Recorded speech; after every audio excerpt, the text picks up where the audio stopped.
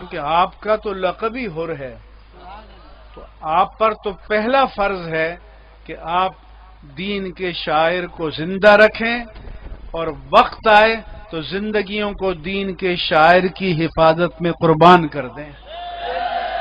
اس مرکز کی تعلیم یہ ہے، اس مرکز کا امتیاز یہ ہے، اس مرکز کی شان یہ ہے، اور میرے عزیزو ایسی شانیں آپ کو ہر جگہ نہیں ملیں گی۔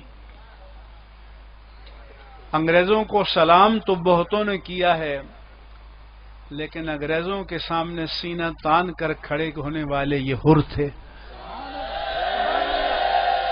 یہ مرکز تھا، دین کی پاسداری کرنے والے یہ تھے۔ تو اس دھرتی کو معلوم ہونا چاہیے کہ حر زندہ ہیں تو دین زندہ ہے،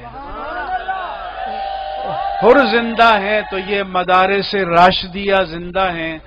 یہ روایت کبھی مرنے نہیں پائے گی، اس روایت کو کبھی مرنے نہیں دیا جائے گا، اس باغ و بہار کو تا قیامت آباد رکھا جائے گا، اور آپ یہ امانت اور یہ وراثت اپنی نسلوں کو منتقل کر کے جائیں گے۔